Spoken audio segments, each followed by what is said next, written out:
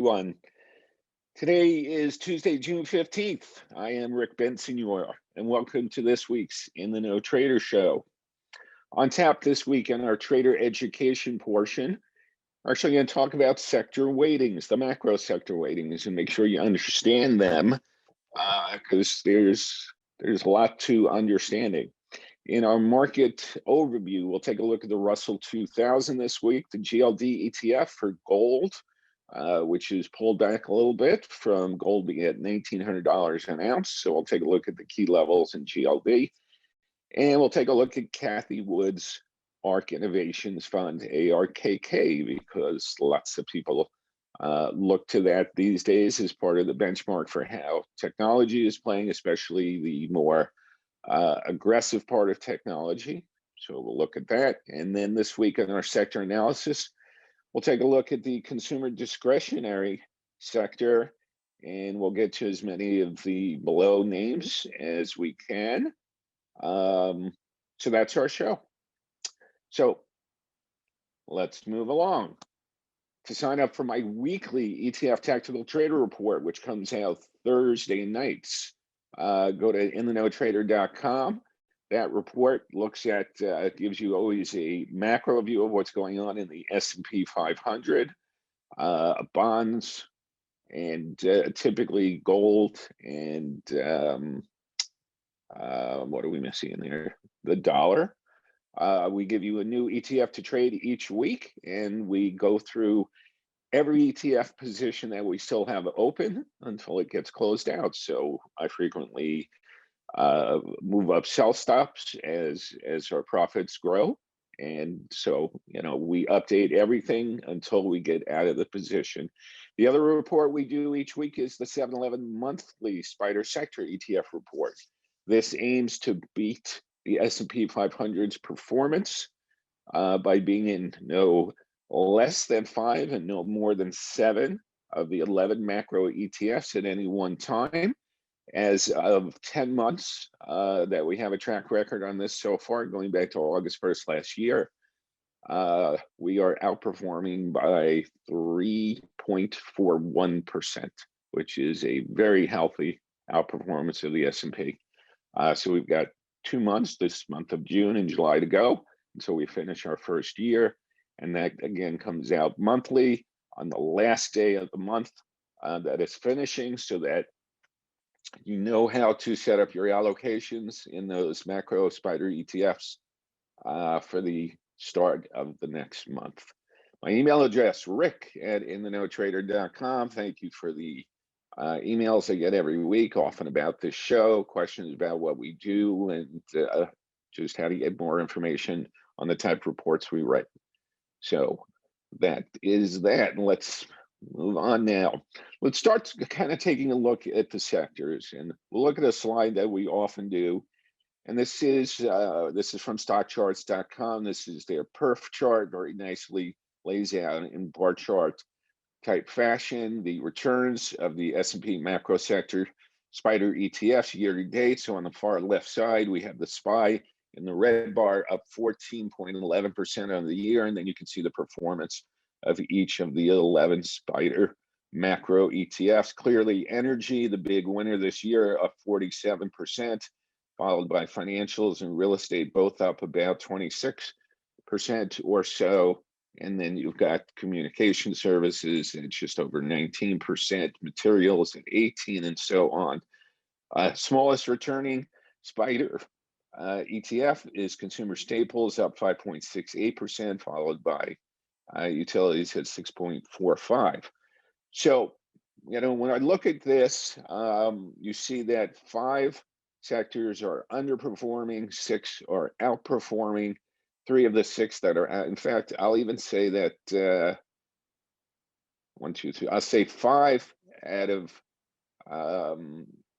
these Spider ETFs are pretty darn close to what the S&P is returning itself. So you really have your big outperformers, which every year there's typically at least one really big one. This year it's energy, after close to 20 years of consistent underperformance. Finally, energy has gotten the bid. Oil has gone from $50 to Now, $70 this year, maybe even it was I think it was 40-ish earlier this year. So significant move in oil has the energy sector finally on fire. And, to me, this will be the large outperformer through the balance of the year. Even if energy comes off a bit in relative terms, nothing's going to come close to the return of energy this year. It finally got a real big bid with the help of a surging crude oil market. So, we look at this to kind of just get a sense of what's going on. We notice that technology in the bold pink is underperforming. Um, and, the reason that's really important is because as we go and look at the next slide, technology is the biggest piece of the S&P by double any other sector's weightings. And this is why it's important to look at this too. So tech is 26.5% of the S&P. Basically, a full quarter of the S&P is in that tech sector. So it's important to not only know that, but know the influence on the whole S&P from tech. A quarter of the whole return comes from tech. Then you look at the next, right now, I'll say 4 sectors very close in their weighting in the S&P. Healthcare at 13%, consumer discretionary at 12%, and financials and communications both in the 11% range. So if you look at the first 5 ETFs, you've got, let's see, 26 plus about 25, so 51 and 22, so 73, about 74%, so in round numbers, 75% of the S&P is those top 5 sectors. And industrials has come off a bit. It was higher this year. It's at 8.7, and then you see, and so on. But what's important to notice here too is that let's take a look at energy. We saw that energy, we know, going back from the prior slide, is up 47% this year. Huge move. But it's in a weighting that's not even 3% of the S&P. So even if you weren't overweight energy this year, you're not hurting yourself hugely, because the 47% return in energy is on a sector that doesn't even represent 3% of the S&P. And that's what's important to understand. So I have not been overweight energy this year. We're currently neutral on it. But being neutral means that I'm taking in our portfolio market weighted. And so, or better said, not less than market weighting. So if the market weight here in energy is 3%, if I remember correctly, we have 4% we allocated to energy, to the XLE, which still means we have a 33% additional exposure to energy than energy actually represents. So that's just by going up 1% and putting 4% in energy, I've already gotten outperformance from energy. So you look at these small little minor sectors: energy, materials, real estate, and utilities. So real estate, let's go back. Real estate has done well, pretty much tied for the second best performer. It's the third best by a fraction here, but same type thing. Yes, you're up 26.25%, but you're up 26.25% on a sector that's only 2 2/3% of the S&P. So it's really important when you think about your sector weightings and where you're going to focus in the marketplace. You really want to pay attention to the sectors that make up the bulk of the S&P, because that's what portfolio managers, that's where the bulk of their investments are going. They're not going in materials, real estate, and utility. Clearly this year they are going into energy, but same thing. You're unlikely to find a portfolio manager who's going to have, let's say, 6% in energy, because that's a full double weighting than it is in the S&P. And somebody who's benchmarked to the S&P is unlikely to ever go double on any sector. It would just be a huge bet. And in this case, it would have been a great bet, but it's not something they do. So generally, I focus, the bulk of what I look at for institutional clients and what I do in my own investing, into these bigger sectors, because that's where the bulk of portfolio managers are focusing on at any given time.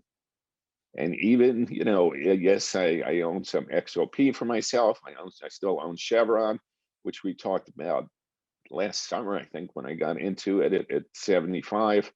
I still have half my position left. So yes, I personally have exposure to energy, but it's not a huge part of my entire portfolio. The bulk of my portfolio ends up being in these type names, and they should be for you too. Okay, that's this week's lesson on the sectors. So now let's get to our charts so we can start taking a look at some of the macro stuff we were talking about. So let's start off with IWM, the Russell 2000 ETF. This is a weekly chart. It'll be, I think it's the only one I'm going to flip to a daily chart after we look at this, but I want you to see that the week that made the highest high for the year, upside exhaustion signal, this 13 count. For those of you who have followed the work I do, this is a model that was invented by Tom DeMark in the 1970s. It's called sequential, and it looks for exhaustion of trend. It counts price relationships between bars, and often when you get to the 13th bar of particular relationship, it suggests exhaustion of trend. And you can see that it was made on the highs. We've gone sideways since February. We've actually developed a channel here, and this channel is really important because we got 4 distinct lines on it. You only need 2 to draw the line, right? You only need 2 points to draw the line. We've got 4 on the channel. So that is hugely important support. And that's somewhere right now, I'd say probably, I don't know, 212-ish, something in that neighborhood. Also, before we flip to the daily chart, notice that this dark purple dashed line, which is at 215.27, is the bearish propulsion momentum level, meaning that if you correctly break this line, which this is yet to do, it would suggest that we would get down to 185. The more times this rejects this as a sell signal and holds it, not as a buy signal necessarily, but simply not a sell, the more bullish it is and would suggest higher prices. Now, let me switch this to a daily chart. When we look at this on a daily, both major highs were made on 13s in the daily time frame. We got good sell-offs from both. Fourth time down, or at least the 4th point on this line, was a setup 9 count. It's come back, and right now what's important, I'd say on the daily chart, we knew 215 and change. On the weekly chart is important, but that's all the way down near the bottom of the channel.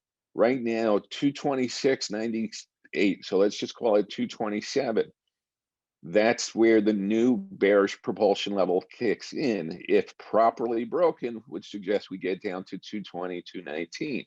The last time we had a chance to test a number like that was about 2 weeks ago.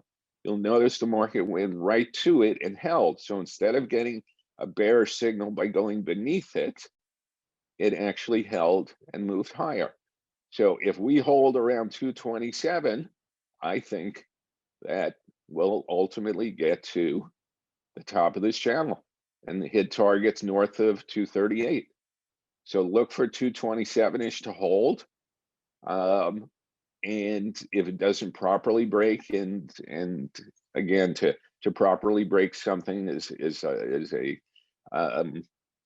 systematic way of deciding if a support level or a resistance level is properly broken, that we adhere to. And currently, this becomes the near-term support level. And as long as this area holds, then I suspect we'll ultimately get through 233.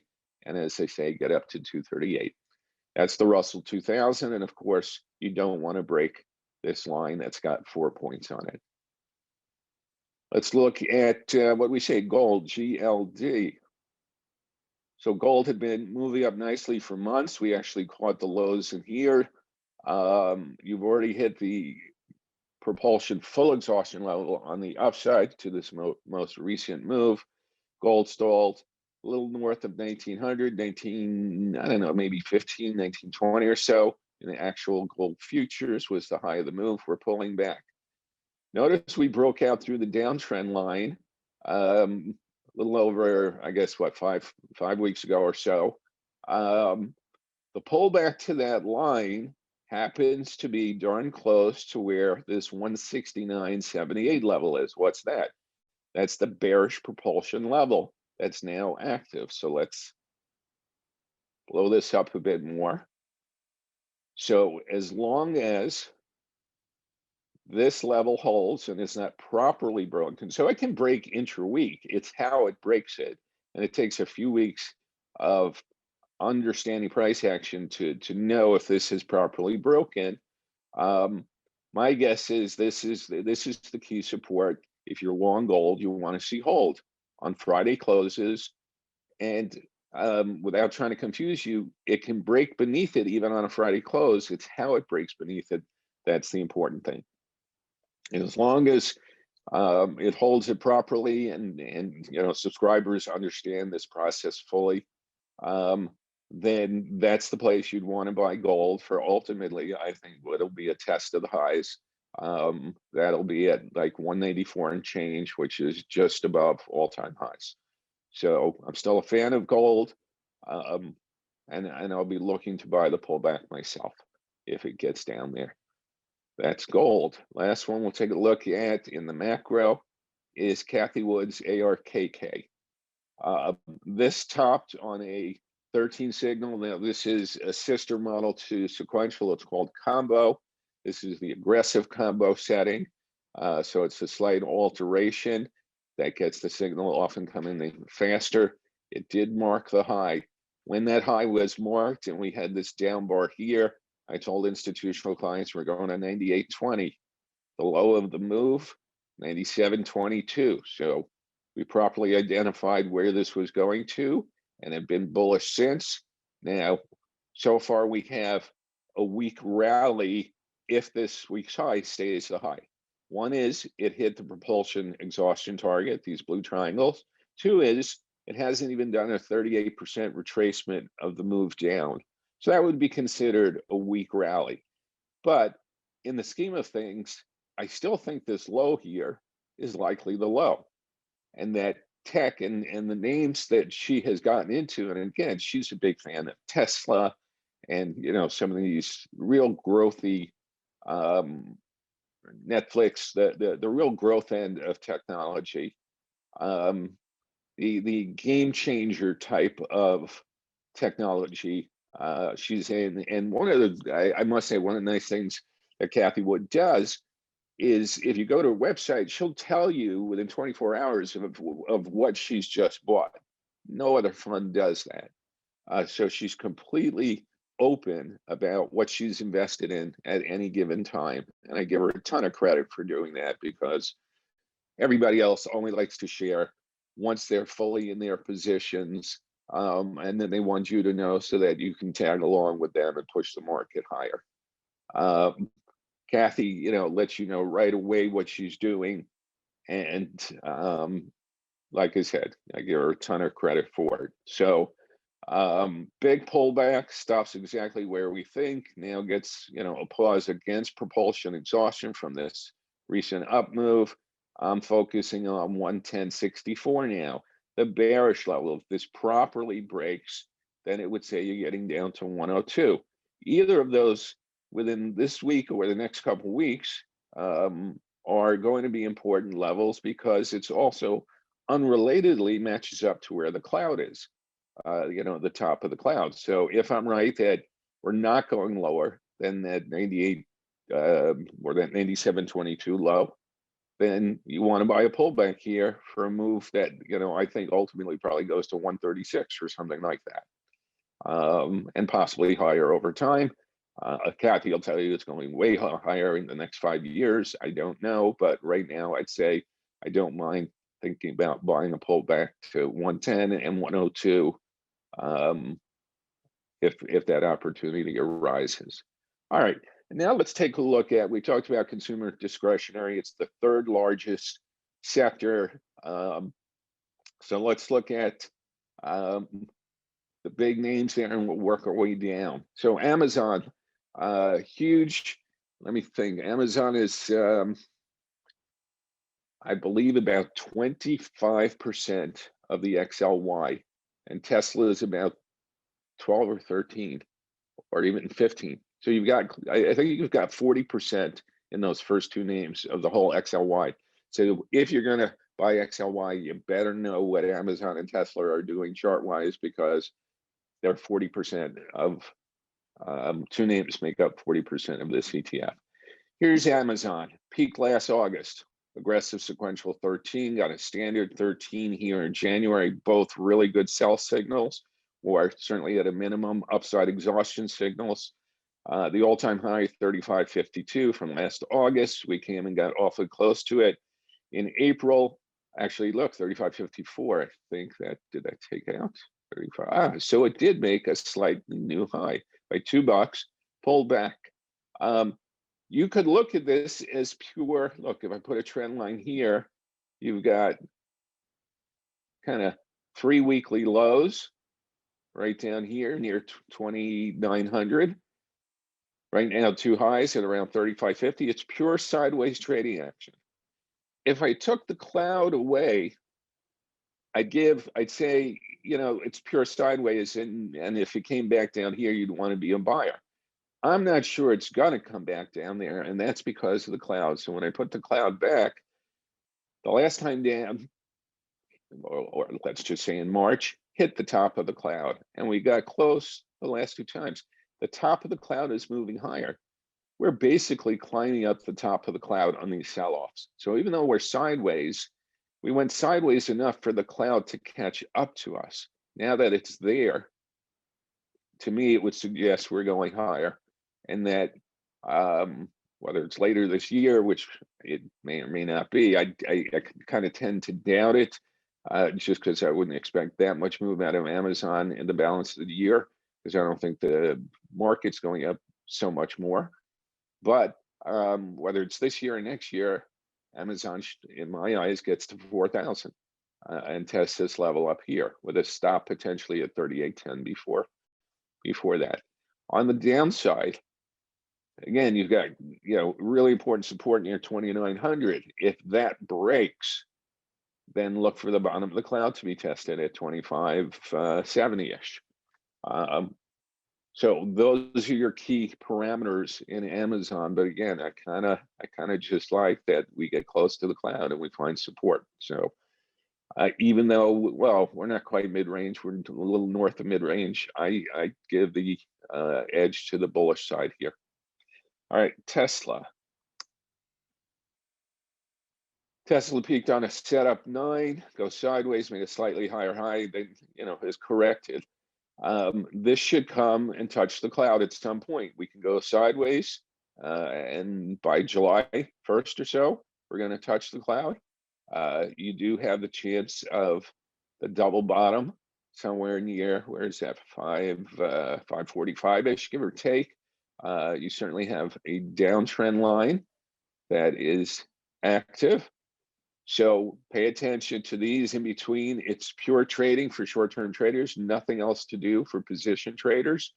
You know, if you break here, you'll get to the bottom of the cloud first, and possibly 404, the TDSD line, in the future. Break out to the upside from the downtrend line, especially if we bounce off the cloud. That next upside target is 788. Those are the parameters there. Home Depot, far less weighting, but nonetheless the third most important name. So you still need to kind of pay attention to it. Had 13s back here in March, went beyond them, hit the propulsion exhaustion level, even went a bit past there. Here's an example. We're trading beneath the propulsion level, and it's 5 weeks, 1, 2, 3, 5 weeks we've been beneath it. However, It has not properly broken. Now, it doesn't mean we still can't target down here at 292. Just means I didn't get a formal sell signal from the propulsion signal. So if I'm long the name, I kind of look for some support where these old highs were. So that happens to be just about where the propulsion exhaustion level is. So that's interesting. Otherwise, the top of the cloud for the next several months is near 272, 273, 274, somewhere around there, over the bulk of the summer. If we do a 9 down, meaning if the next 3 weeks we continue to close less than the close from 4 weeks prior, that may very well be a good entry point, especially if that gets either near these old highs or breaks that and the 9 count comes at the top of the cloud. Obvious place for me to be a buyer. McDonald's. Some exhaustion type signals here, but this is new all-time highs. On the upside, if you get through 241, I really don't have much. I can always come up with other upside targets, but there's nothing that's obvious to me. On the downside, here's a perfect example of something that so many weeks got close to getting, a propulsion sell signal, but it never did, not even when it broke underneath. It was not properly lined up for a sell signal, which means those are bullish signals. And the longer this holds there and then breaks out to the upside, the more it has a chance of going higher and reaching next targets.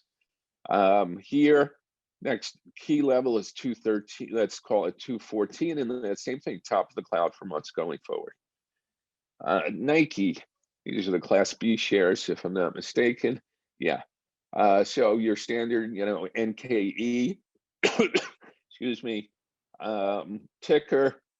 So here's the look since the March 2020 low. 9 up, followed by 13. Exhaustive type signals pulled back to the TDST line, remains above there. Looks like we're going to come another time. Again, we're going to come to the top of the cloud at the same time we're at the TDST line. Possible place to be a buyer, at least near term in the trading range. Otherwise, this says, we can get all the way down to, 102. Is there a good reason for Nike to drop 25% from 130 to 102? I'm not sure from a fundamental point of view if there is that reason.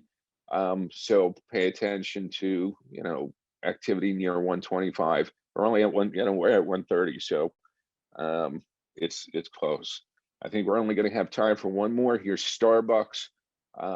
Here's some, this gets exhaustion signal pulls back, exhaustion signals pulled back for a month, exhaustion signal goes sideways for a few months. The good thing here is that it hasn't broken down. So the exhaustion signals are saying we're exhausting the uptrend and going somewhat sideways. And that's kind of what it's been. The real key level here, 106.5. As long as it stays above that, I think it's good. If not, you're going to come down to 94. And again, that would have to have a much more significant decline in the overall market for that to happen. That's going to be it for this week. Thanks so much for listening. I'm Rick Bensignor, and this has been In the Know Trader. Hey, Grayson Rose here with StockCharts. Thank you so much for watching. I hope you enjoyed that video. If you did, consider giving it a like down below, maybe leave us a comment, and if you're new to the channel, you can subscribe at the link up above. We're gonna bring you daily content from an incredible collection of technical analysts and financial experts.